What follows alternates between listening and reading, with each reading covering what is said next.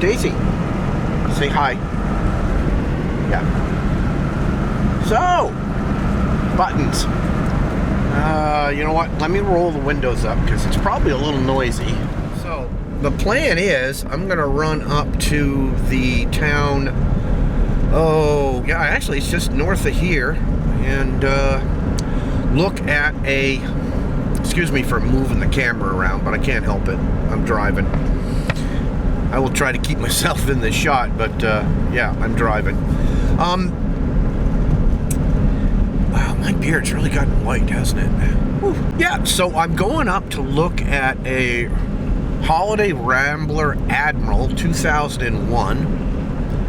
And guy's really friendly. He said, yeah, come on up. And he's out working on an island. Said, come on up, look at it. So I got the address, and then I looked it up on Google Earth. And there's a timeline thing on Google Earth where you can back up in time and see what that shot looked like 5 years ago, 10 years ago, 8 years ago, etc., etc., etc. Switch it hands. This rig has been sitting in the same spot for at least 9 years, because it goes all the way back to 2012. There's an image of this, you know, you can see it from the top down in the satellite, and yeah, that's somewhat humorous. And his asking price is in the mid-20s, mid to low 20s. I think it was his dad's, and he had to get a title, and he's gotten that recently, so now he can actually move on the thing. I managed to find a manual online for the rig as well as the original brochure, so I'll leave that with him regardless. But yesterday I went and I looked at a 2002 Trek here in Maine, and oh, it was just really, oh man. It was in decent shape for 20 years old, and having been sitting for the last 3 years,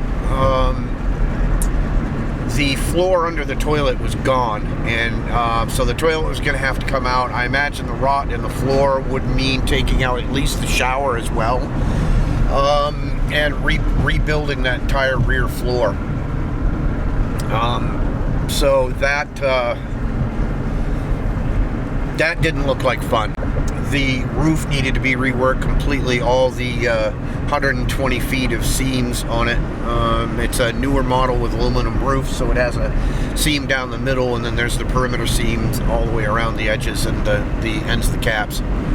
So yeah, making it a little bit not as quite friendly to get. Also, the generator didn't work. The inside was really just dingy and just, you know, worn out. And no qualms. You know, the guy selling it had, you know, his father-in-law had owned it and traveled in it for 3 or 4 years, and then it got up to Maine and got parked, and there it sat for 3 years. The interior was just kind of gross and shabby. The engine sounded great. The previous owner had actually done quite a bit of work to it, putting on Sumo springs, some other really good stuff. I don't know, they may have not been Sumos, but they were blue springs designed for that particular rig. There's a bit more work than I want to get into. I don't mind doing, you know, a little bit of work here and there in terms of fixing a battery, and they have that front mounted bed. It doesn't go up more than about 6 feet, and I'm 6'2", 6'3" right at the moment. Used to be 6'4" back when I wasn't older. That's just would create a lot of watch your head moments, and I'm not sure I need that. We'll see what this one is like. It's bigger than I want, but there's 2 ways to make this happen. I find a rig somewhere else, and I get a U-Haul, and I take the U-Haul or Ryder or, you know, Penske, whoever, truck, and I drive it to wherever the rig is, pack all my crap into it and go. Shipping pods for the same thing would cost around $3,000 to $5,000 for one of those. Just, you know, the cheapo, put the little cube down in my yard.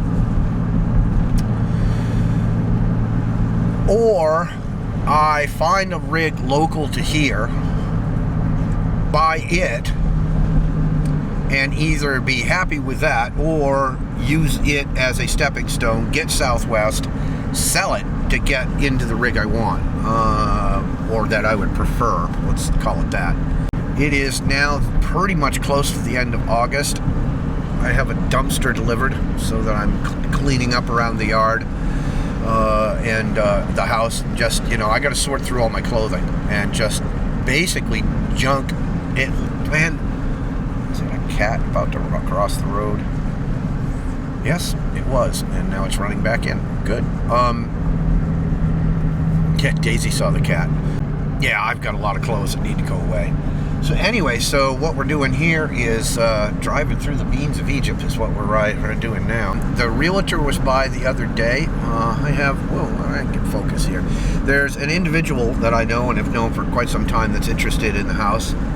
And so I got to get him in touch with him and say, if you're not dead serious about this, then the realtor will take it on and we'll go from there. Obviously, if I do a sale to an individual, it's going to cost me way less, and in turn I can afford to sell it to somebody less. However, if I go with a realtor, and I used to be a realtor for 4 years, if I go with a realtor in today's market, it is apt to go for, it'd be $10,000 to $25,000 more than what it will sell for to that individual. Of course, I'm now paying for commission, which will be 5 to 6%. And that's a fair chunk of money, you know. But again, if it sells for a higher amount, you know, if I sell it to the private individual, it is just going to be a lot easier process. You know, it's not wham bam, thank you ma'am, but when you don't have the realtors involved, it's just going to be a simpler process. Pretty cloudy today, but it's not screaming hot. It was really hot earlier in the week. Ugh, ow, I didn't like it. Okay, well, that's enough. I think that's enough blather. I did, you know, it's funny, the night before I went up to see that track yesterday, so today's Sunday, so going up there Saturday, Friday night, it was like, no, I don't think this is the right thing. I just don't think it is. And some guy getting firewood in on his four-wheeler. And, you know, and then I got up there and I'm looking at it and I'm going, no, it's not quite right. You know, and wow, that tree's coming down soon. Wow. And I had the video camera and the still camera with me, and I took a picture of the tire, and that was it. It just, you know, I just had a feeling it wasn't going to be the right thing. I'm usually pretty good with my gut feeling. I said, you know, here's a number I'd kind of like to see, because I don't want to go any higher than this. There's some unknowns in here. And initially it seemed like that was going to fly, but it's a family and it's multiple people deciding what happens here. So it isn't any one person's decision. It's a decision of 3.5 people, and as a result of that, it's just, you know, yeah, it's tough. You know, it's a family estate. We're talking, you know, because it's got to get split multiple ways. It really was. Each person wasn't going to get a whole lot. At the price they were going to sell it at now, they're not going to get a whole lot more. But that's okay. You know, in talking with the seller, I said, look, if this was in prime shape, ready to go, move in, let's go.